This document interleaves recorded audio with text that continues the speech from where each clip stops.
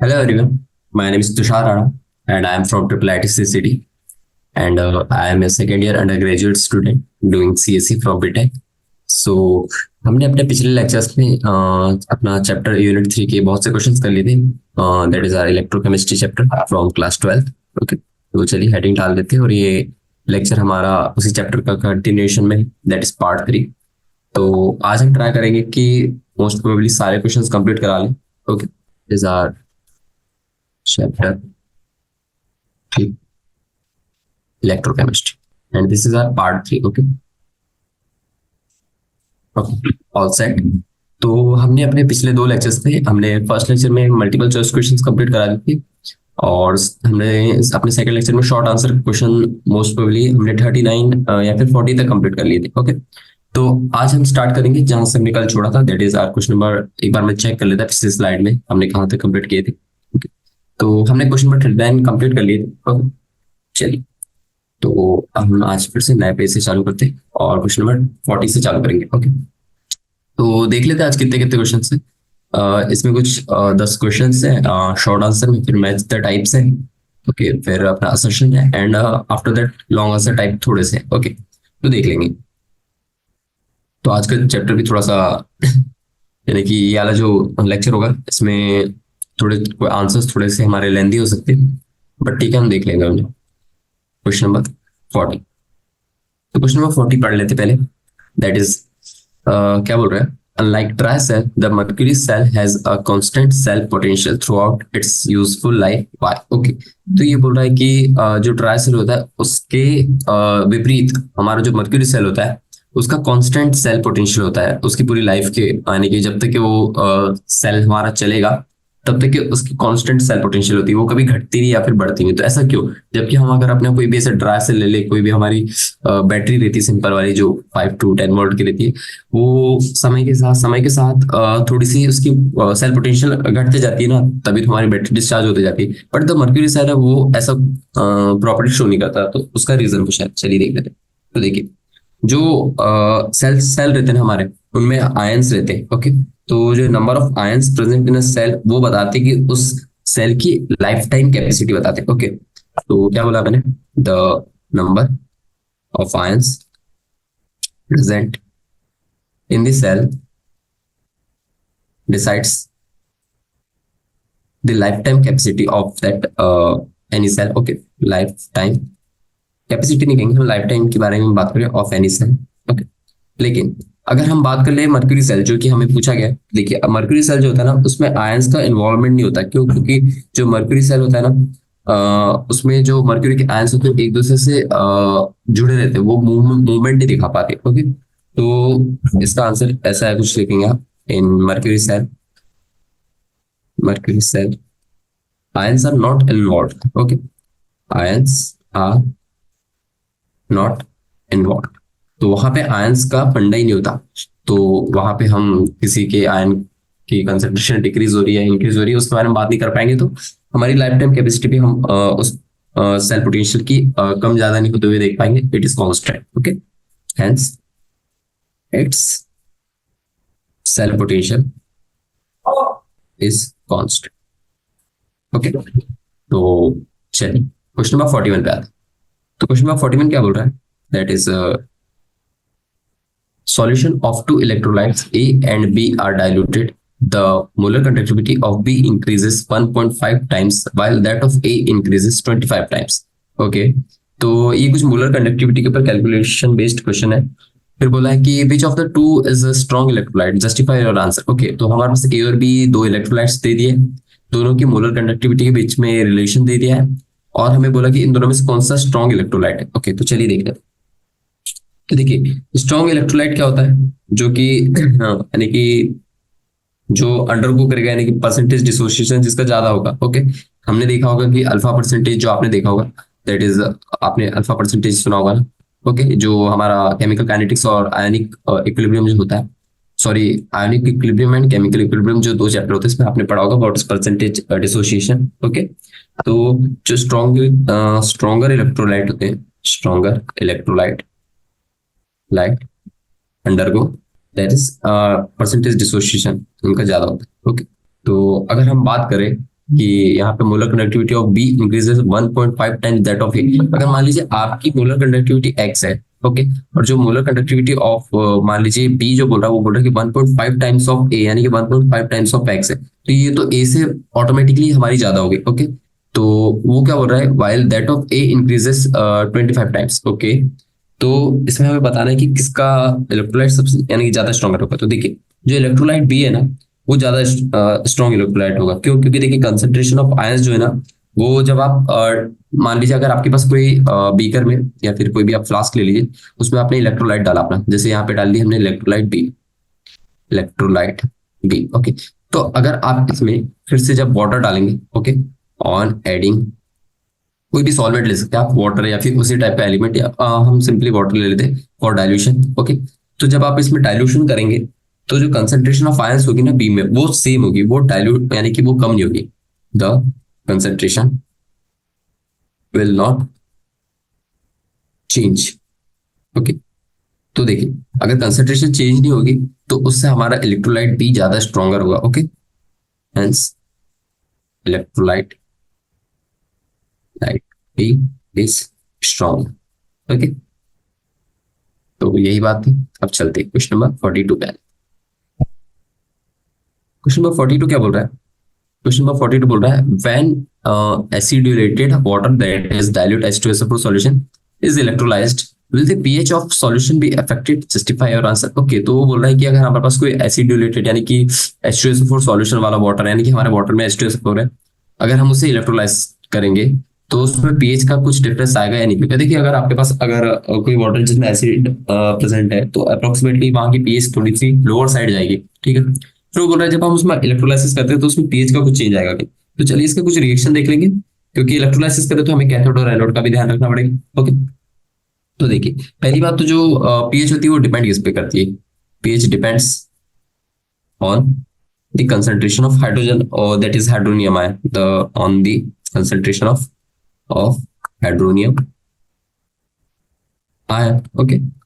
तो अगर हम यहाँ देखें कि जब हम कंसंट्रेशन बढ़ाते हैं कम करते हैं तो वहां पे यानी कि सॉरी जब हम उसमें H2SO4 डालेंगे उसमें पीएच का पीएच कहता हूँ मैं, that is electrolysis electricity that is current pass करेंगे हम, तो उसमें हमारा कंसंट्रेशन में कोई डिफरेंस थोड़ी आएगा, ओके। बस हमारे आयन इधर के उधर मूव करेंगे, that is the concentration of hydronium ion, that is minus ion remains constant on electrolysis, okay. तो इससे हमारा pH will remain constant, pH will remain,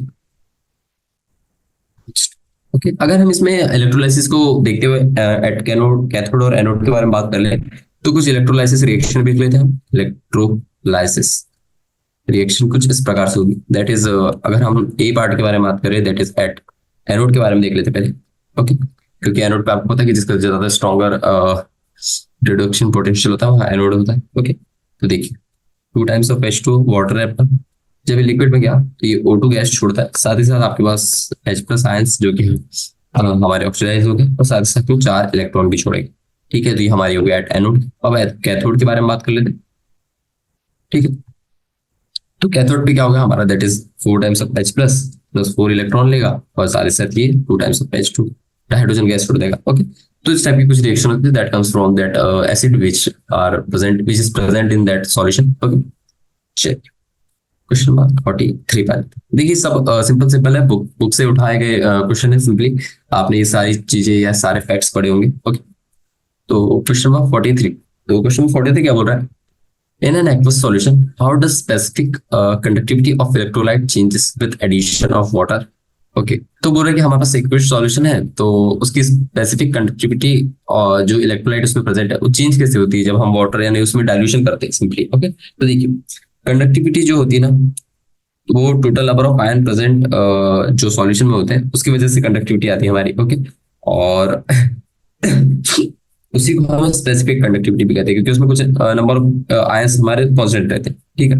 अब जब हम इंक्रीज करेंगे नंबर ऑफ आयंस को पर यूनिट वॉल्यूम, तो हमारी देखिए अगर हम जैसे जैसे वॉल्यूम अपना बढ़ाते जा रहे हैं कंसंट्रेशन हमारी कम हो रही है, ओके, और उसमें बहुत सारे नंबर ऑफ आयंस जो होंगे वो भी हमारे इंक्रीज करेंगे, ठीक है। तो जब हम वाटर डालेंगे उसमें और ओके, तो आयंस यानी किसी स्पेसिफिक वॉल्यूम में, जैसे मान लीजिए आपके पास 2 लीटर का बीकर ही है ओके, तो उसमें आप और वाटर डालते जा रहे हैं ठीक है, तो वहां पे आपकी कंडक्टिविटी पता है क्या डिक्रीज करने लगेगी, क्योंकि आपकी आयन की कंसेंट्रेशन डिक्रीज कर जाएगी। क्या बोलना चाह रहा मैं, कंडक्टिविटी बेटी, अगर हम मान लें conductivity is directly proportional to number of ions okay, ये सभी को पता है ठीक है। अब आप जैसे जैसे नंबर ऑफ आयंस इंक्रीज करेंगे पर यूनिट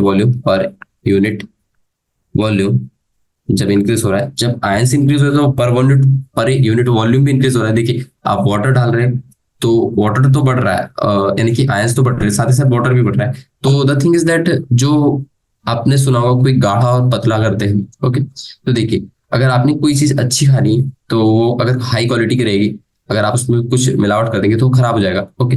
तो वही चीज है, अब जब इसमें आप डाइल्यूशन कर देते हैं, on on dilution, that is concentration of ions decreases okay.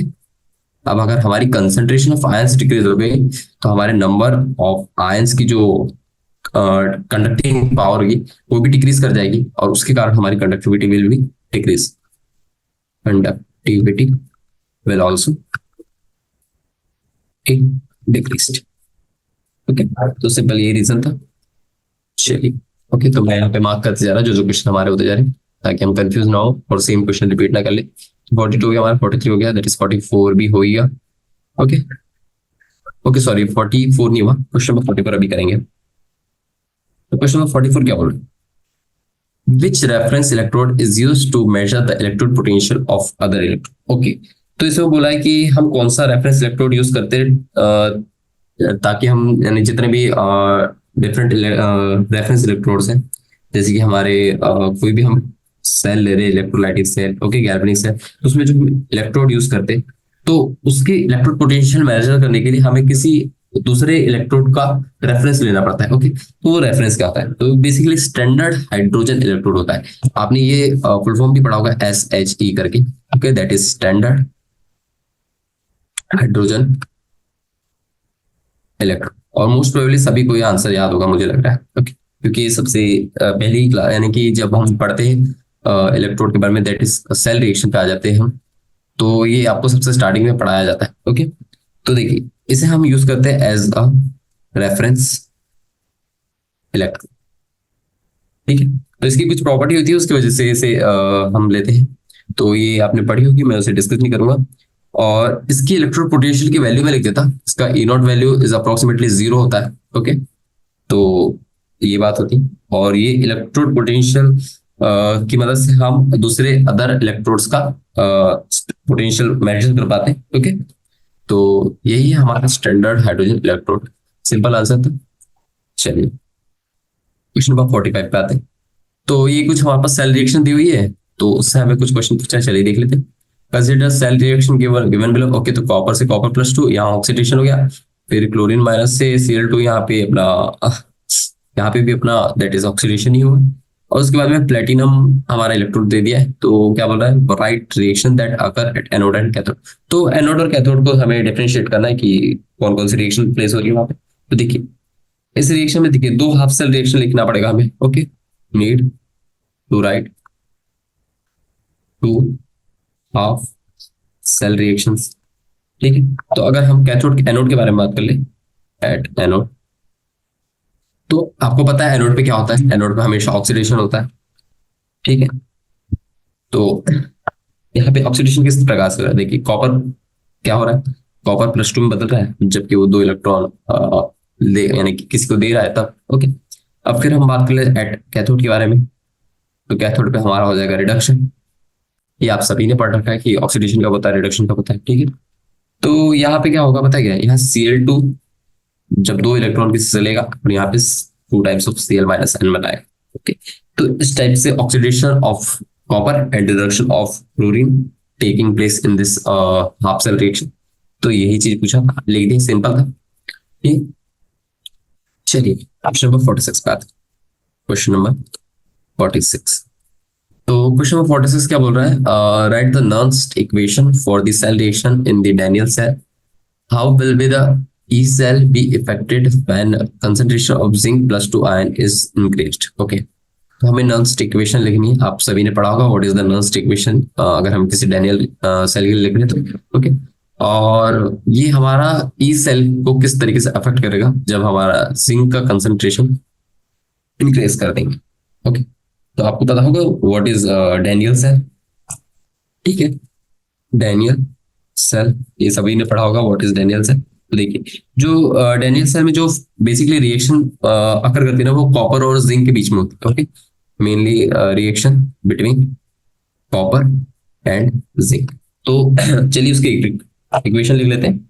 Cell reaction कुछ इस प्रकार से होती है for Daniell cell, that is zinc. ये मैं हाफ सेल नहीं लिख रहा, ये मैं पूरी यानी कि कंप्लीट रिएक्शन लिख रहा, जिसमें दोनों हाफ सेल एट कैथोड और एट एनोड दोनों का पार्ट है। ओके, तो ये जिंक और ये कॉपर प्लस टू, तो यहाँ पे जिंक से Zn+2 बन जाता है और कॉपर प्लस टू से कॉपर बन जाता है। तो ये हो गया हमारा रिडक्शन, ये हो गया हमारा ऑक्सीडेशन। तो दोनों टाइप की रिएक्शन आ गई आपके पास। ओके, तो इसमें जो नंबर ऑफ इलेक्ट्रॉन्स इन्वॉल्व होंगे ना, वो हमें चाहिए फॉर द नर्स्ट इक्वेशन। क्योंकि अगर हम नर्स्ट इक्वेशन लिखें, नर्स्ट इक्वेशन, तो उसका फॉर्मूला क्या होता है? E cell is equal to E not cell minus क्या होता है, N F E, sorry that is, अगर हम उसको अपॉन में एफ ले लें तो ये डिवाइड बाय एन आता है, 0.59 की वैल्यू होती है, divide by into log of, चलिए थोड़ा इधर लिख लेते हैं, यहाँ थोड़ा स्पेस कम जा रहा है हमें, that is E not cell, E cell अलग होता है, ई नॉट सेल अलग होता है, वो स्टैंडर्ड होता है। E not cell minus 0.059 divided by n log of zinc plus two upon में कॉपर प्लस टू। ये सभी ने पढ़ाया what I am writing. Okay, क्योंकि ये तो हमारा सॉलिड हो गया तो उसकी वैल्यू तो नहीं लिखेंगे हम, ठीक है ना। तो ये वाली और ये वाली वैल्यू लिखते हैं सिंपली। अब ये हमें चाहिए एन, एन क्या होता है, number of electrons involve in the two reaction. तो एन की वैल्यू यहाँ पे बताया क्या, 2 आती है। क्यों? क्योंकि देखिए कॉपर प्लस टू से कॉपर गया तो 2 इलेक्ट्रॉन्स आए, जिंक से जिंक प्लस टू तो आया 2 इलेक्ट्रॉन्स। तो दोनों में से कोई भी एक रिएक्शन पकड़ के आप लिख सकते हैं number of electrons involve in the reaction. तो आपकी ई ऑफ सेल की आंसर आ जाएगा E cell minus 0.529 divided by 0.059 divide by 2 into log of जो भी है ये सेम से, ठीक है। आप चाहे तो इसकी वैल्यू भी निकाल सकते हैं। तो इस अगर हम इस इक्वेशन को देखें, ठीक है, तो यहाँ देखिए जिंक के कंसेंट्रेशन पर डिपेंड कर रहा है, ठीक है ना। तो इट यानी कि कहना चाहिए कि E cell depends upon the concentration of zinc plus two. Okay, hence हम अगर इस रिएक्शन को देखें तो on increasing zinc plus two का कंसेंट्रेशन, ओके, कंसेंट्रेशन जैसे हम जिंक का बढ़ाएंगे वैसे वैसे हमारा ई सेल डिक्रीज करेगा, ई सेल डिक्रीज। ये कैसे बोल रहा है, देखिए आप जब इस रिएक्शन को देखेंगे तो यहाँ देखिए जिंक लॉग के अपर साइड पे, तो उसकी वैल्यू पॉजिटिव आएगी, ठीक है। तो जब भी जिंक हम बढ़ाएंगे तब वो लॉग की वैल्यू बढ़ाता जाएगा, ठीक है। लेकिन हम ई सेल निकालने के लिए ई नॉट सेल में से माइनस कर रहे हैं, यानी कि हम जितना ज्यादा माइनस करते जाएंगे, यानी कि अगर हम ज्यादा वैल्यू माइनस करेंगे तो ई सेल की वैल्यू उतनी कम आती जाएगी। ओके, तो इसलिए हमारा जैसे जैसे हम जिंक का कंसेंट्रेशन बढ़ाएंगे वैसे वैसे हमारा ई सेल का कंसेंट्रेशन डिक्रीज करेगा। ओके, तो चलिए ये भी क्वेश्चन अच्छा था। क्वेश्चन नंबर 47 पे आते हैं।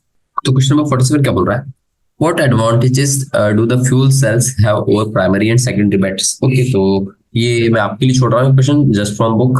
ओके, तो इसके बारे में थोड़ा सा ऐसे इंट्रो दे देता कि जो प्राइमरी बैटरीज होती है उसमें लिमिटेड अमाउंट ऑफ रिएक्टेंट या फिर केमिकल प्रेजेंट होते हैं जो कि ओवर अ टाइम डिस्चार्ज हो जाते हैं। लेकिन वही हम सेकेंडरी बैटरीज के बारे में बात कर ले जिसे हम रिचार्ज कर सकते हैं, simply that is fuel cells. क्योंकि यानी सॉरी ओके क्या बोल रहा है, ओके ओके ओके, तो देखिए प्राइमरी बैटरीज में हमारा लिमिटेड अमाउंट रहता है, that is DC battery only. लेकिन जो सेकेंडरी बैटरीज होती है उसे हम रिचार्ज कर सकते हैं आफ्टर, आपने पढ़ा होगा कि बोलते हैं कि चलिए बैटरी रिचार्ज करना। लेकिन हम वही बात कर ले फ्यूल सेल्स की, तो वो पता है कि बहुत लंबे समय तक चलते हैं क्योंकि उसके अंदर जो रिएक्टेंट प्रेजेंट होते हैं ना वो बहुत ही less number of amount of ions consume करते हैं और बहुत ज्यादा एनर्जी देते हैं। ओके, तो ये थोड़ा सा मैंने यू कैन डू। ओके, चलिए टाइम वेस्ट नहीं करेंगे, क्वेश्चन नंबर 48 पे आते हैं। Write the cell reaction of a lead storage battery when it is discharge, how does the density of electrolyte change when the battery is discharge. Okay, तो ये देख लेते हैं। अगर हम सेल रिएक्शन लिखे लेड बैटर की, that is PB plus PbO2 plus 2 times of H2SO4, ऐसा कुछ रिएक्शन होता है उसका, और फिर ये H2SO4 रिलीज करके वाटर रिलीज करके। ओके, तो देखिए जब डेंसिटी ऑफ इलेक्ट्रोलाइट चेंज होती है ना, क्योंकि जब आप बैटरी डिस्चार्ज करते हैं तो वहां पे डेंसिटी, जो भी इलेक्ट्रोलाइट प्रेजेंट होगा उसकी कंसंट्रेशन कंसंट्रेशन डिक्रीज होगी, तो उसकी वजह से उसकी डेंसिटी भी चेंज होने लगती है। ओके, तो water is form and sulphuric acid consume. Okay, तो देखिए यहाँ पे लिखा भी है पीबी और PbO2 जब H2SO4 के साथ में रिएक्ट करता है तो ये H2SO4 निकालेगा और साथ ही साथ वाटर निकालेगा। Okay, so the density of electrolyte changes. ये क्यों चेंज करता है? Because water is form, because water is formed and sulfuric acid is consumed over a time. Okay, ठीक। चलिए क्वेश्चन नंबर 49 करते हैं और इसके साथ हमारा टाइप 3 भी खत्म हो जाएगा। फिर हम मैथ्स टाइप करते हैं, वो इजी इजी क्वेश्चंस रहेंगे तो जल्दी खत्म हो जाएंगे। फिर हम लॉन्ग आंसर खत्म करके चैप्टर भी फिनिश होता है। तो क्वेश्चन 49 बोल रहा है कि why on the dilution the molar conductivity of CH3COH increases drastically while the that of CH3CON increases gradually. Okay, तो देखिए इसमें बस ये दो वर्ड है, जैसे ड्रास्टिकली एंड ग्रेजुअली, यानी कि बहुत जोरों से, यानी बहुत एकदम एक्सट्रीम कंडीशन, यानी कहना चाहिए कि बहुत ही शार्प शार्प पॉइंट मिल जाता है और वहां से ड्रास्टिकली इंक्रीज करने लगता है, और ये थोड़ा स्लो स्लो यानी एट ग्रेजुअल स्टेज। तो देखिए जो एसिटिक एसिड होता है ना, दैट इज CH3COH। ओके, तो वो हमारा एक टाइप का वीक एसिड है। ओके, जिसका वीक इलेक्ट्रोलाइट है, वीक इलेक्ट्रोलाइट। ओके, तो इसमें नंबर ऑफ आयंस जैसे जैसे हम डाइल्यूशन करते हैं वैसे वैसे इंक्रीज करने लगते हैं, क्योंकि यहाँ पे डिग्री ऑफ डिसोसिएशन इंक्रीज करने लगता है। Degree of dissociation increases on dilution. Okay, तो ये आप सभी ने पढ़ा होगा, लेकिन वही हम बात कर ले स्ट्रॉन्ग इलेक्ट्रोलाइट की, दैट इज CH3COONA। ओके, तो इसकी वजह से ये हो गया हमारा एक स्ट्रॉन्ग इलेक्ट्रोलाइट, स्ट्रॉन्ग इलेक्ट्रोलाइट। तो इसमें नंबर ऑफ आयंस जो होगी ना, number of ions remain same. Okay, but जो अंतर आयनिक अट्रैक्शन होता है वो डिक्रीज करता है। तो यही रीजन है उसके पीछे कि वो ग्रेजुअली इंक्रीज करता है, वो बहुत ही ड्रास्टिकली इंक्रीज करता है। ठीक है, चलो अब चलते हैं हम अपने मैथ्स द टाइप। तो ठीक है, हमारा देखिए 49 क्वेश्चन कर लिया हमने, ऑलमोस्ट हमारा 80% चैप्टर कंप्लीट हो चुका। अब 20% चैप्टर में that is maths the type और सेक्शन आएंगे, और फिर हम लॉन्ग आंसर के कुछ अच्छे क्वेश्चंस कर लेंगे और इसके साथ हमारा चैप्टर भी फिनिश हो जाएगा। ओके, चलिए एक नया पेज खोल लेते हैं, तो हेडिंग डाल लेते हैं, that is fourth matching type. Okay, तो आप 1 मिनट का ब्रेक ले सकते हैं, आप पानी वानी पी लीजिए, फिर हम स्टार्ट करते हैं। ओके, सो आई गेस आपको आपने सब एकदम फ्रेश हो गए होंगे, अब अच्छे से कर लेते क्वेश्चंस, मस्त अच्छे अच्छे क्वेश्चंस। तो देखिए मैथ्स द टाइप में आपको पता है कि क्या होता है फॉर्मेट और कैसे कल क्वेश्चन आते हैं। ठीक है, तो चलिए देख लेते हैं क्वेश्चन नंबर 50। तो क्वेश्चन नंबर 50 क्या कह रहा है? Match the terms in the column 1 with the units given in the column 2। Okay, तो हमें कॉलम 1 में जो डेटा प्रेजेंट है उसके करस्पॉन्डिंग हमें उसकी यूनिट दी हुई है, तो बस उसे मिला तो देख लेते हैं। सिंपल सिंपल क्वेश्चन है। तो अगर हम क्वेश्चन नंबर 50 ऐसा हेडिंग डाल दें अपना, अगर हम फर्स्ट वाला that is molar conductivity. Okay, तो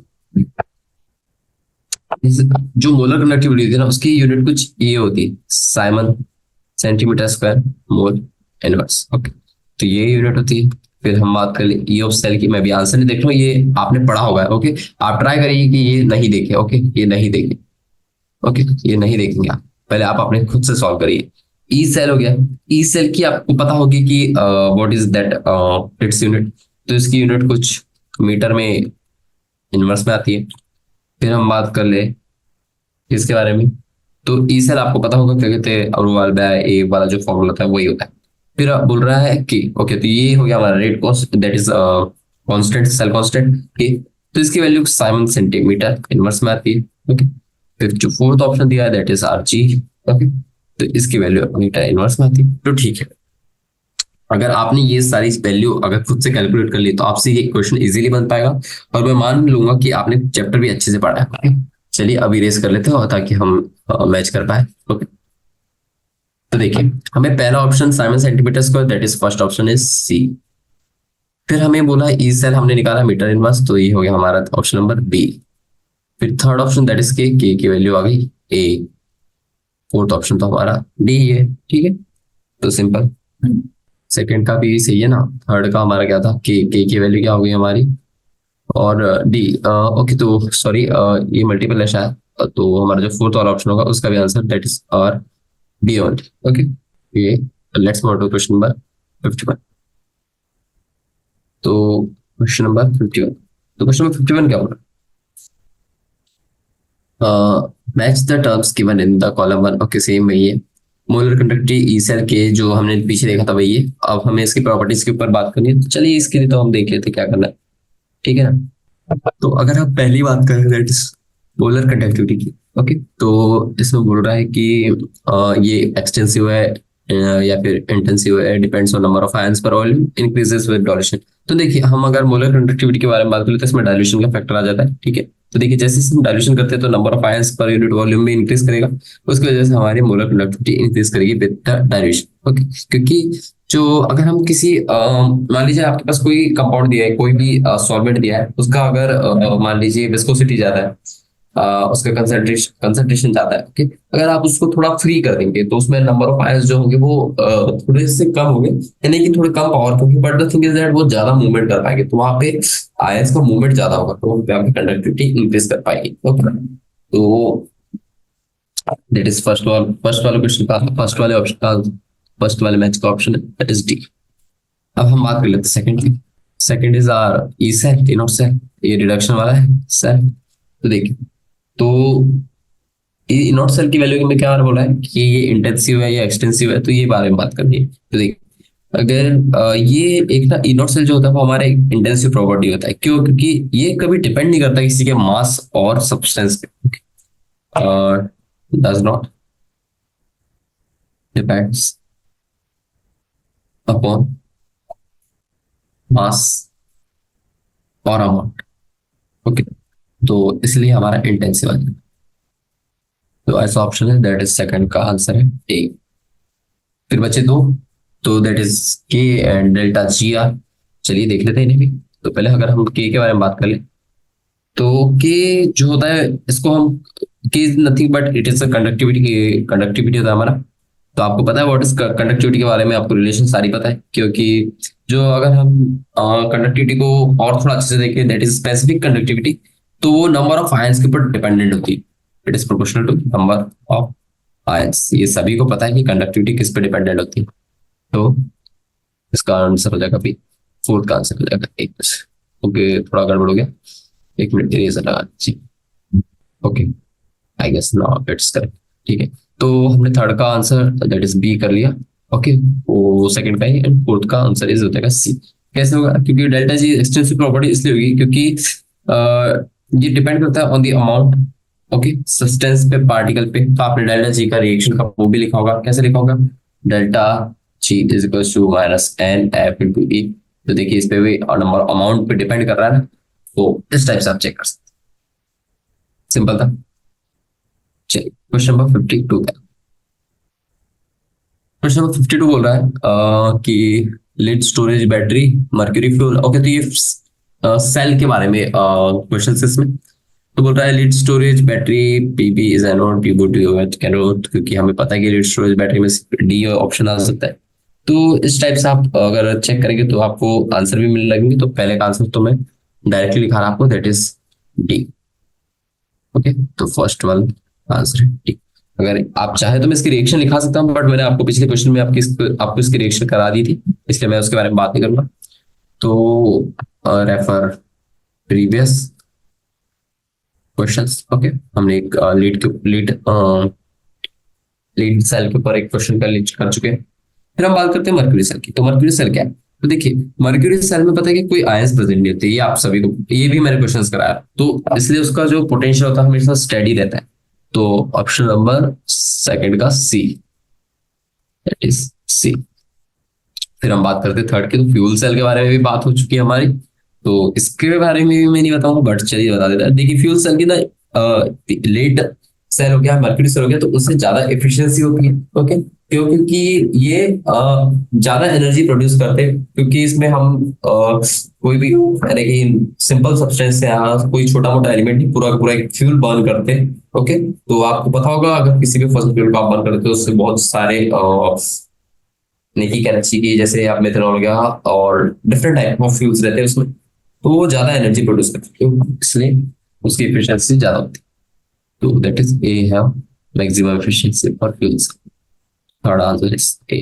अब बात कर लेते हैं फोर्थ की। तो फोर्थ बोल रहा है रस्टिंग। तो हम रस्टिंग को कैसे प्रिवेंट कर सकते हैं? ये आपने क्लास 8 में ही पढ़ लिया होगा, can be prevented by the galvanisation process. Okay, तो इसका आंसर हो जाएगा। सिंपल सिंपल क्वेश्चंस थे। चलिए क्वेश्चन 53, क्वेश्चन नंबर 53। तो क्वेश्चन नंबर 53 क्या बोल रहा है? So question number 53 is saying, ठीक है, तो फॉर्मूले है, तो चलिए देख लेते हैं। तो पहले के का फॉर्मूला क्या हो जाएगा? That is G by R, ये आपको पढ़ा चुका हूं मैं। मोलर कंडक्टिविटी का फॉर्मूला क्या हो गया? के बाय सी। फिर अल्फा क्या होगा हमारा? Alpha is this. And Q क्या हो गया हमारा? दैट इज ये। इन सब सारे क्वेश्चंस में कोई दिक्कत नहीं आना चाहिए। यू ऑल इजी, बहुत ही इजी है। ओके, वेरी इजी कह सकता हूँ, क्योंकि इसके बिना तो आप चैप्टर ही नहीं कर सकते, तो ये सभी को आपको पता होगा। चलिए क्वेश्चन नंबर 54 पे आते हैं, जल्दी जल्दी करते हैं, बहुत से क्वेश्चंस भी बाकी है हमारे। ओके, तो क्वेश्चन नंबर 54 बोला Leclanche cell, NiCd cell, fuel cells, mercury cell. तो ये दोनों क्वेश्चन तो मैं क्या ही बोलूँ, ये दोनों क्वेश्चन तो अभी रिपीट कर लिए हमने, फिर भी हम इसका आंसर दिखा देंगे। ब्ली चांडे cell and that is NiCd cell, nickel cadmium cell. तो उसके बारे में बात कर लेते हैं। तो देखिए ये जो ऊपर वाले जो दो सेल है ना, उसके बारे में अच्छे से बात कर लेते हैं। That is first one is सिलिकॉन्चियस सेल।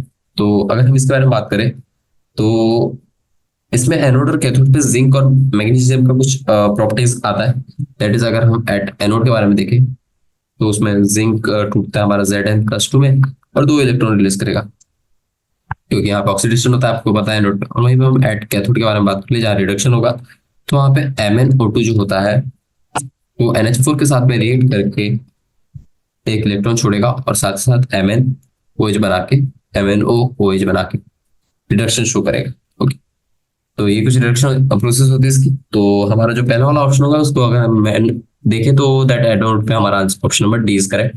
फिर एनआईसीडी के बारे में बात कर लेते हैं। एनआईसीडी के बारे में, तो एनआईसीडी के बारे में देखेंगे, तो ये एक टाइप का ना ऐसा सेल होता है जो रिचार्जेबल सेल होता है फर्स्ट। तो NiCd is a rechargeable type of cell, type of cell. Okay, so इसकी लाइफ टाइम भी थोड़ी ज्यादा होती है दूसरों सेल से। तो ये होगी। बाकी ये दोनों सेल के बारे में मैं बात नहीं करूंगा, इस सेल के बारे में आपको सारी पता होगी। ठीक है, तो चलिए ये 2 क्वेश्चन तो मैं आपके लिए छोड़ रहा। चलिए लास्ट क्वेश्चन करते हैं मैथड टाइप का। That is question number 55। तो क्वेश्चन नंबर 55 बोल रहा है ई नॉट वैल्यू दी हुई है ऑफ F2F Li पॉजिटिव से Li, फिर Au+3 से Au, Br2 से Br नेगेटिव। उन सभी के बारे में हमें कुछ रिड्यूसिंग, वीकेस्ट, ऑक्सीडाइजिंग, ऑक्सीडेशन और रिडक्शन के बारे में कुछ पूछा है। तो चलिए देख लेते हैं। तो देखिए अगर हम पहली बात करें, पहला वाला दैट इज F2। ओके, तो F2 हमारा एक नॉन मेटल सब्सटेंस है। ओके, और ये हमारा बेस्ट ऑक्सीडाइजिंग एजेंट रहता है। क्यों क्यों बोल रहा हूं मैं? क्योंकि देखिए इसकी सबसे ज्यादा इलेक्ट्रॉन पोटेंशियल आ रही है इन पॉजिटिव वैल्यू। ये तो पॉजिटिव वैल्यू में 1.14, ये निगेटिव, तो F2 जो है हमारा सबसे ज्यादा ऑक्सीडाइजिंग एजेंट हो जाएगा। तो हमारा फर्स्ट का ऑप्शन क्या हो जाएगा? That is C, non metal भी हो। फिर हम बात करें लिथियम की। ठीक है, तो लिथियम जो हो गया वो हमारा मेटल है, और साथ ही साथ बहुत ही ज्यादा स्ट्रॉन्ग रिड्यूसिंग एजेंट है। क्यों? क्योंकि लिथियम की सबसे कम वैल्यू है इन नेगेटिव, तो ये सबसे ज्यादा रिड्यूसिंग एजेंट होगा और स्ट्रॉन्गेस्ट मेटल भी है। ओके, तो सेकंड वाले ऑप्शन क्या हो जाएगा? That is metal strong, that is a. फिर हम थर्ड के बारे में बात कर लेते हैं, that is Au are good. तो Au जो हमारा मेटल है, ओके, तो वो एक टाइप का ऑक्सीडाइजिंग एजेंट है। क्यों? क्योंकि इसका स्टैंडर्ड रिडक्शन पोटेंशियल भी पता है क्या, निगेटिव में नहीं जा रहा है, that is only in positive. Okay, तो ये भी हमारा होगा। बट द थिंग इज, अगर हम इसके अकॉर्डिंग देखें तो देखिए एयू हमारा मेटल है, ये नॉन मेटल है, ब्रोमीन। ओके, तो मेटल है ना, और मेटल कहाँ दिखता है, with which is an oxidising agent. तो थर्ड का ऑप्शन हमारा हो जाएगा, दैट इज जी। फिर हम ब्रोमीन के बारे में बात कर लें। ओके, तो अगर हम ब्रोमीन के बारे में देखें तो ब्रोमीन हमारा एक टाइप का एनायन दिया हुआ है। ओके, और ये ऑक्सीडाइज हो सकता है Au+ से एज स्टैंडर्ड, क्योंकि देखिए यहाँ पे इसकी वैल्यू से कम है, तो हम Au से उसको ऑक्सीडाइज करवा सकते हैं। क्योंकि अगर हम इलेक्ट्रोकेमिकल सीरीज को फॉलो करें तो जो उससे कम वैल्यू का रहता है हम उसे डिस्प्लेस करा देते हैं उसके एलिमेंट से। ओके, तो अगर हम इसके बारे में देखें तो anion that can be oxidised by Au+, तो that is our option number A. फिर हम बात करते हैं क्या लिखा है एयू के बारे में। तो एयू एक अनरिएक्टिव मेटल भी होता है, क्योंकि आप सभी को पता है कि गोल्ड रिएक्ट नहीं करता। फिर लिथियम पॉजिटिव के बारे में बात कर ले। लिथियम पॉजिटिव क्या हो गया, एक मेटल आयन है जिसकी वीकेस्ट ऑक्सीडाइजिंग एजेंट है, क्योंकि इसकी रिड्यूसिंग पावर सबसे ज्यादा होगी, क्योंकि due to that negative charge. और फ्लोरीन जस्ट उसका करस्पॉन्डिंग, दैट इज दिस। तो आप सभी को पता चल गया होगा मैंने क्या क्या करा। Okay, simple simple. तो चल, अब आ गए हम अपने assertion and reason type. Okay, तो इसमें तो क्या ही बोला, क्या बोल रहा है। चलिए नया पेज खोल लेते हैं इसके लिए भी, और हम लॉन्ग आंसर भी इसी में कंटिन्यू कर लेंगे ताकि हम और एक पेज ना बनाए। Assertion and reason. ओके, तो इसके एक दो क्वेश्चन आप करेंगे, मैं सारे क्वेश्चन नहीं करूंगा, हमें लॉन्ग आंसर टाइप क्वेश्चन भी करना। तो देखिए इसमें क्वेश्चन बोल रहा है, in the following questions a statement of assertion followed by a statement of reason is given below, both the correct answer और द चॉइस। ओके, ए है both assertion and reasons are true, second, फिर third, fourth and fifth. Okay, तो देख लेते हैं इनमें से कौन सा ऑप्शन इन क्वेश्चन के करस्पॉन्डिंग करेक्ट है। ओके, इन सभी क्वेश्चंस के लिए ये ऑप्शंस है। Okay, that is 5 options. तो बोल रहा है 56 copper is less reactive than hydrogen. फिर उसकी रीजन दिया हुआ है, दैट इज जो ई नॉट वैल्यू थी कॉपर पॉजिटिव से कॉपर तक इज नेगेटिव। तो क्वेश्चन नंबर 56 देख लेते हैं, और ऑप्शन हमारे ये सारे ऑप्शन है फॉर ऑल क्वेश्चन। ओके, तो देखते हैं। ओके, तो क्वेश्चन नंबर 56 के अकॉर्डिंग हम देखें तो copper is okay question okay copper is less reactive than hydrogen. तो इसके पीछे का रीजन क्या है, देखिए जो इलेक्ट्रोड पोटेंशियल होता है ना कॉपर प्लस पॉजिटिव का, उसका नेगेटिव होता है, ये तो बात सही। और वहीं पे हम इलेक्ट्रोड पोटेंशियल ऑफ हाइड्रोजन के बारे में बात करें तो वो जीरो होता है। ओके, तो हाइड्रोजन का इलेक्ट्रोड पोटेंशियल कितना होता है, दैट इज H+ से H2 जब हम जाते हैं तो वो कितना आता है, जीरो आता है। और हम electrode potential of copper two positive से कॉपर के बारे में बात करें तो वो कुछ नेगेटिव हो रहा है। ठीक है, तो देखिए तो ये असर्शन तो करेक्ट है। ओके, तो असर्शन जो है हमारा असर्शन करेक्ट है, लेकिन जो रीजन है ना वो इनकरेक्ट है। क्यों? क्योंकि रीजन इसलिए इनकरेक्ट है क्योंकि वो उसको जस्टिफाई नहीं कर पा रहा है। ओके, तो इसका 56 का आंसर क्या होना चाहिए, दैट इज ऑप्शन नंबर पहले चेक कर लेते हैं, both assertion and reason are correct. नहीं, ये तो है ही नहीं, अपने third option will be correct, that is assertion is true but the reason is false. So option number 3 will be correct. Okay, फिर क्वेश्चन नंबर 57 पे आते हैं। क्वेश्चन 57 बोल रहा है E cell should have a positive value for the cell to the function E cathode is less than E anode. ये कुछ तो देखिए अगर हम केमिकल रिएक्शन के बारे में बात करें तो वो एक स्पॉन्टेनियस रिएक्शन होती है। कब होती है, when the gives free energy. अगर हम स्पॉन्टेनियस रिएक्शन के बारे में बात करें, स्पॉन्टेनियस रिएक्शन के बारे में बात कर ले तो उसमें डेल्टा जी की वैल्यू लेस देन 0 आना चाहिए, that is negative. Okay, okay, तो यहाँ पे हमारा क्या दिया है, क्योंकि और हम अगर इसको ई सेल के करस्पॉन्डिंग रिस्पेक्ट में लिखे, ओके, तो आपको पता होगा क्या होता है कि G is equal to -NF × E, तो उसका उल्टा होता है। यानी कि जब हमारी ई की वैल्यू ग्रेटर देन 0 होगी, that is E cell is equal to positive. Okay, तो ई सेल पॉजिटिव को आप कैसे ले सकते हैं, कैथोड और एनोड के फॉर्म में ले सकते हैं। दैट इज अगर ई कैथोड माइनस ई एनोड होता है ना हमारा। ओके, तो अगर ई कैथोड की वैल्यू अगर ई एनोड के वैल्यू से ज्यादा होगी तो हमारी गिब्स फ्री एनर्जी ज्यादा यानी कि लेस देन 0 आएगी। Gibbs free energy less than 0 आएगी तो हमारी रिएक्शन स्पॉन्टेनियस हो जाएगी। ओके, तो हमारा असर्शन तो करेक्ट है जो कि हमारे पास पूरा दिया, E cell should have a positive value for the cell to the function. तो ये बात तो सही है, सेल काम करना चाहिए, तो उसके लिए हमारा E of cell should have a positive value. और उसके बाद में हमें उसका जो रीजन दिया वो भी उसका रीजन इज इनकरेक्ट। ओके, तो रीजन भी हमारा करेक्ट है, तो ऑप्शन नंबर दैट इज कहाँ गया हमारा। Okay, so the thing is that यहाँ पे ई कैथोड ग्रेटर देन एनोड दिया है, बस द थिंग इज दैट यहाँ पे ना ये कुछ इस तरीके से आता है, ई एनोड माइनस ई कैथोड। आपने पढ़ा होगा क्योंकि यहाँ पे हम रिडक्शन पोटेंशियल ले रहे हैं। देखिए यहाँ पे लिखा है ई माइनस के बारे में बात करिए, माइनस के बारे में, तो मैंने ये चीजें नहीं चेक करी थी, तो यहाँ थोड़ी मिस्टेक हो गई। तो यहाँ पे बताए असर्शन करेक्ट है, बट तो रीजन जो है ना हमारा वो यहाँ पे फिर से इनकरेक्ट आ रहा है, तो इसका आंसर भी पहले का 57 56 का आंसर हो जाएगा हमारा, दैट इज थर्ड। और 58 का आंसर भी हो जाएगा हमारा, सॉरी 57 का आंसर भी हमारा हो जाएगा थर्ड। असर्शन सही बट रीजन इनकरेक्ट। चलिए question number 58, conductivity of electrolytes decreases on dilution, तो ये आप कर लीजिए। तो चलिए मैं आपके लिए 59 56 होमवर्क दे रहा हूँ, होमवर्क होमवर्क। ओके, चलिए क्वेश्चन नंबर 60 कर लें। मैंने पहले ही बोला था आपको सारे क्वेश्चन नहीं करेंगे, कुछ कुछ क्वेश्चन करेंगे। ओके, चलिए क्वेश्चन नंबर 60 देखिए। तो क्वेश्चन नंबर 60 बोल रहा है mercury cell does not have a steady potential, तो असर्शन तो इनकरेक्ट हो गया। In this direction ions are not involved in the solution, तो ये करेक्ट हो गया। तो assertion that is assertion is correct, कैसे हुआ, sorry, in the cell reaction ions are not involved in the reaction. Mercury cell does not give steady potential, but the thing is mercury cell जो होता है उसका potential steady होता है। तो both assertion and reasons are true and the reason is correct, both assertion and reason are true and the reason no। यहाँ हमारा assertion incorrect है ना, mercury cell जबकि हमारा steady potential देता है। ओके, तो 60 that is assertion is false, ऐसा ऑप्शन कहाँ दिख रहा है आपको। assertion is false but the reason is true। Okay, तो ये option number 5 is correct। Okay, और क्वेश्चन नंबर 60। चलिए क्वेश्चन नंबर 60 कर लिया हम। फिर क्वेश्चन नंबर 61 आप कर लीजिए, 62 में करा देता। ओके, तो अगर हम 62 देखें तो इसमें लिखा for measuring resistance of an ionic solution in AC source is used, concentration of ionic solution will change if DC source is used. Okay, तो ये देख लेते हैं। तो हम यहाँ पे किसके बारे में बात कर रहे हैं, एसी सोर्स वाला, दैट इज हमने एक क्वेश्चन स्किप करा था। ठीक है, तो देखिए अगर हम किसी आयनिक सॉल्यूशन के रेजिस्टेंस को मेजर कर रहे हैं बाय एन अल्टरनेटिंग करें, तो देखिए जो डीसी जो कंसंट्रेशन होगा ना जब हम डीसी चेंज कर देंगे उसमें।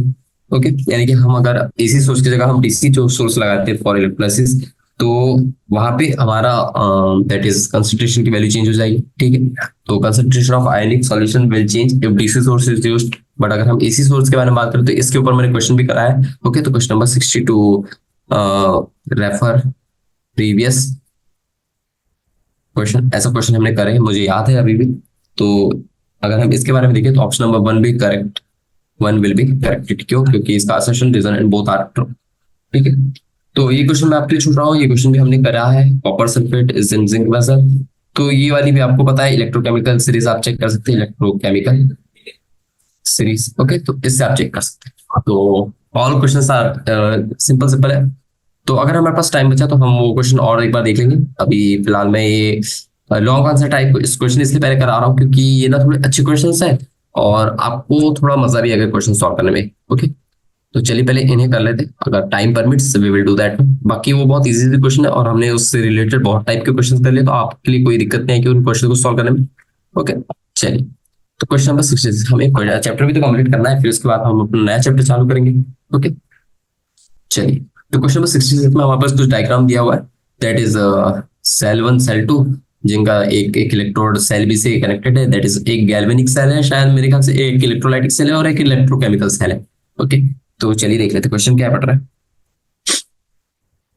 तो ये लॉन्ग आंसर टाइप का क्वेश्चन नंबर 66 है। तो ये बोल रहा है कि cell A has E cell की value 2 volt and cell B has E cell की वैल्यू 1.1 वोल्ट और which of two cell A and B will act as an electrolytic cell. तो देखिए कि ए और ये बी, ठीक है, और फिर बोल रहा है कि which electrode, sorry A this one and this one, this are the two sales.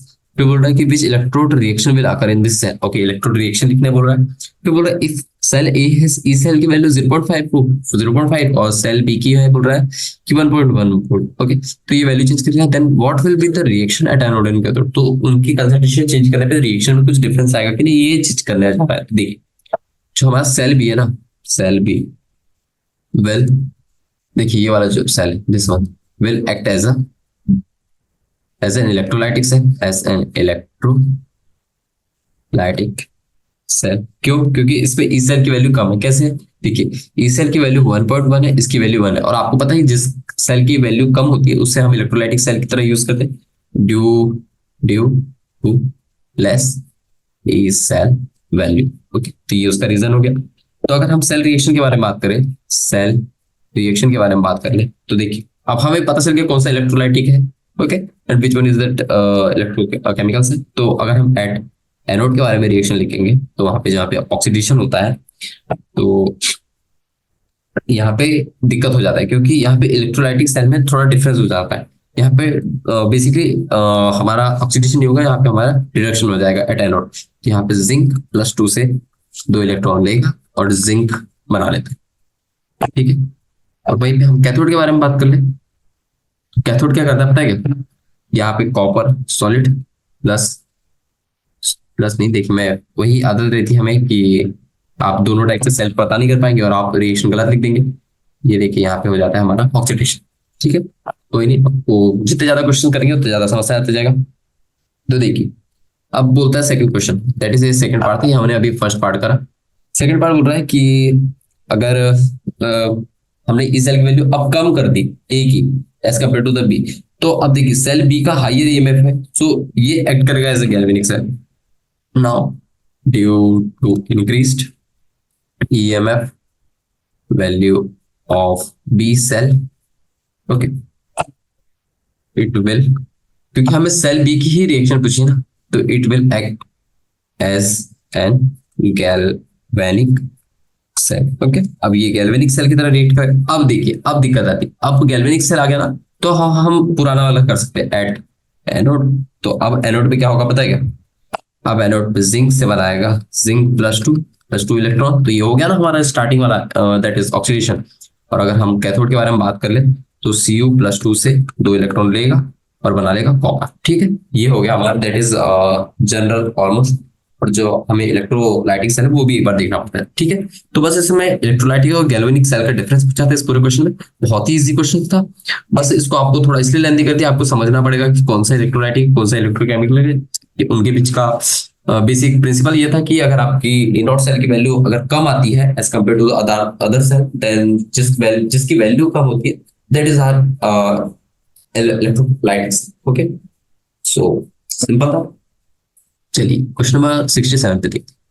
तो बोल रहा है कि इसमें हमारे पास फिगर दिया, सेम वही सेल है हमारे पास, बस इसमें जिंक प्लेट और ये एजी का एक सॉल्यूशन। ठीक है, फिर बोल रहा है कि redraw the diagram to show the direction of the electron flow. ठीक है, is the silver plate the anode और कैथोड?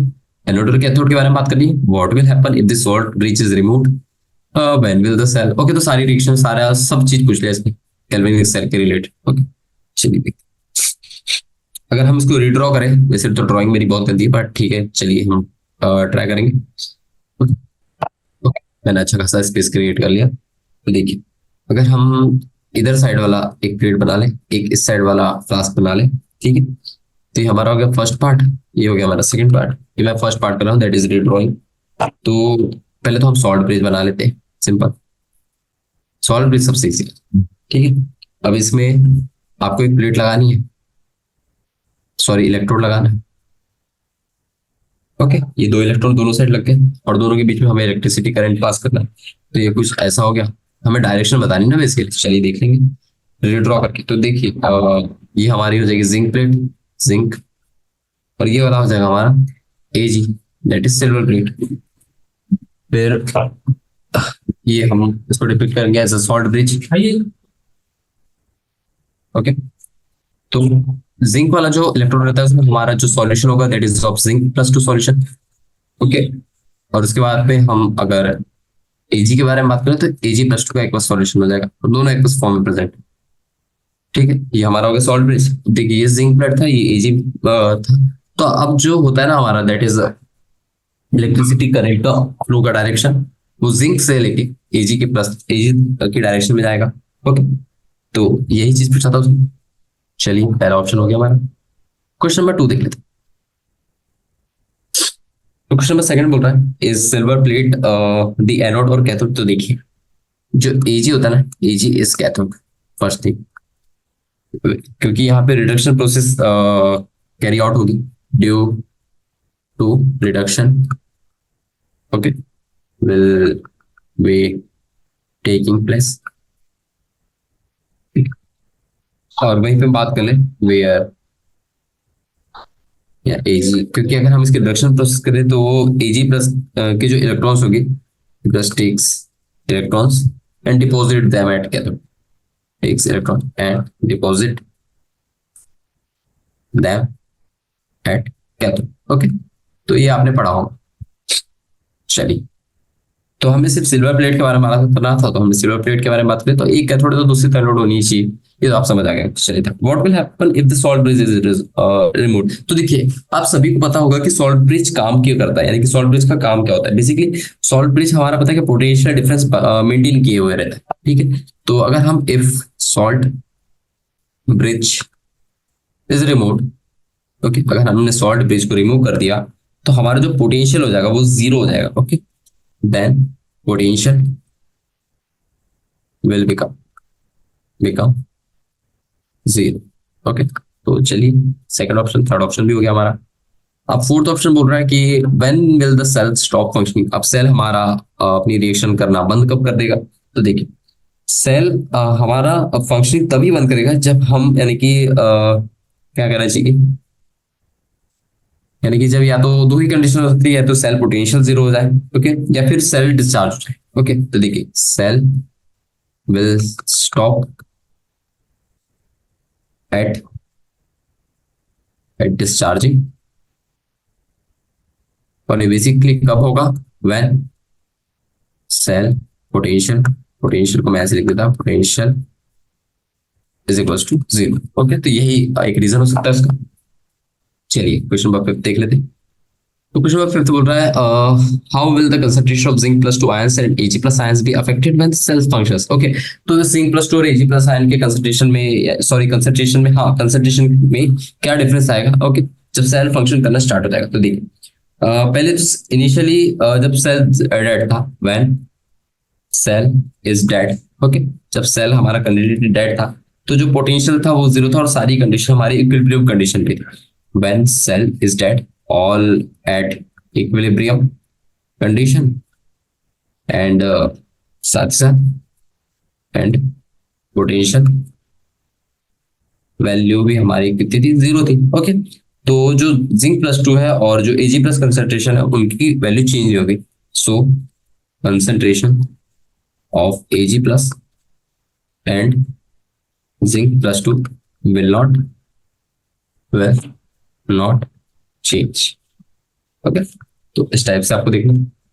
अब एक लास्ट क्वेश्चन है, लास्ट ऑप्शन है, वो भी करेक्ट। देखिए इस क्वेश्चन में पता है क्या, पूरा का पूरा गैल्वेनिक जो सेल होता है वो पूरा पूछ लिया, पूरा समझ में आ गया, ओके। तो ये क्वेश्चन फॉर प्रैक्टिस बहुत प्यारा क्वेश्चन, तो आप भी करिए। तो what question number 6 is saying how will the concentration of zinc plus 2 and ions of Ag plus ions will be after the cell becomes dead, okay. तो देखिए तो इसको भी देख लेते हैं। तो ये सॉरी सॉरी ओके ओके, अच्छा मैंने यही क्वेश्चन तो करा था। तो क्या बोल रहा है, मैंने cell at equilibrium condition, oh sorry sorry, this is our question number 6, okay. तो हमने थोड़ा सा ऊपर नीचे कर दिया, मैंने ये क्वेश्चन पढ़ा था अभी तो, ओके। क्वेश्चन नंबर 5 हम कर लेते हैं फिर से। तो क्वेश्चन नंबर 5 बोल रहा है कि how will the consistency of zinc plus 2 ions will be affected when the cell function, okay. तो जब डेड हो जाता है तब वो वाली कंडीशन आती है, लेकिन अगर हम फंक्शन के बारे में बात कर रहे, देखिए सेल जब चल रहा है तो देखिए अगर सेल चल रहा है तो वहां पे तो डेड की कंडीशन नहीं आएगी, वहां पे हमारा सेल रिएक्शन चालू हो जाएगा, ओके। तो सेल रिएक्शन चालू हो जाएगा तो उसमें कैसा होगा, व्हेन सेल रिएक्शन फंक्शंस, तो क्या होगा पता है क्या, तो जो concentration of zinc plus ion है ना वो इंक्रीज करते जाएगी और जिंक प्लस की कंसंट्रेशन डिक्रीज करते जाएगी। क्यों, क्योंकि वहां पे यानी कि कन्वर्जन होता है ऑक्सीडाइज्ड फॉर्म का to reduced form, okay, due to conversion of oxidised to reduced form, वहां पे हमारा जिंक प्लस 2 का आयरन कंसंट्रेशन Zn प्लस 2 का कंसंट्रेशन इंक्रीज करेगा, ओके। और वहीं पे हम बात कर ले Ag प्लस आयन का कंसंट्रेशन डिक्रीज करेगा। ओके, तो ये आंसर। तो थोड़ा सा पढ़ने में दिक्कत हो गई थी मेरी, मैंने सोचा क्वेश्चन 50 हो गया, मैंने मार्क कर लिया था। ओके, चलिए क्वेश्चन नंबर 68 करते हैं। तो ये हमारा ऑलमोस्ट चैप्टर भी खत्म हो जाएगा इसके साथ। तो देखिए क्वेश्चन नंबर 68 बोल रहा है, what is the relationship between Gibbs free energy of cell in a galvanic cell and the EMF of the cell when the maximum work will be obtained from the. बहुत easy question, very easy, very easy. ये आप सभी ने ये questions कर लिया होगा, बहुत ही सिंपल क्वेश्चन है। दैट इज एक एक फॉर्मूला लिख रहा हूँ, उसके बाद में आप ही बताना, मुझे कुछ समझाने की जरूरत है। That is delta G is equals to minus N F E of cell. ये फॉर्मूला किस बच्चे को याद नहीं होगा? हर एक स्टूडेंट को ये फॉर्मूला याद रहता है। That is number of electrons exchange, F Faraday's constant, E of cell, and this is Gibbs free energy. Okay, और मैक्सिमम वर्क ऑब्टेन हमारा तब होगा जब सेल की वैल्यू एनएफ होगी। Okay, when when sorry, okay, तो हमें बताना है maximum work. Maximum work is obtained from galvanic cell, एक सेल। ओके, तो व्हेन विल द मैक्सिमम, तो उसकी वैल्यू जब होगी जब N N F E nought. Okay, जब उसकी value N F E nought के बराबर इक्वल्स टू। ओके, तो चलिए इसके साथ हमने क्वेश्चन नंबर 68 कंप्लीट कर दिया, हमारा लॉन्ग आंसर टाइप भी क्वेश्चन कंप्लीट होता है। तो ठीक है, हमने इसके ऑलमोस्ट ऑलमोस्ट क्या कहना चाहिए, हमने एक दो क्वेश्चन ही छोड़े जो कि मैंने आपको यानी सिंपल सिंपल लगे, तो मैंने आपके लिए होमवर्क में दे दिए। बाकी हमने सारे क्वेश्चंस कंप्लीट कर लिए, और आप चाहे तो अपने क्वेश्चंस के आंसर एक बार रिव्यू भी कर सकते हैं, जो कि आंसर आपके बॉटम में दिए हुए। तो आज के लिए बस इतना ही। आज हमारा चैप्टर भी खत्म हो गया। तो thank you all of you. We will meet in next lecture or some next chapter. Okay, bye bye.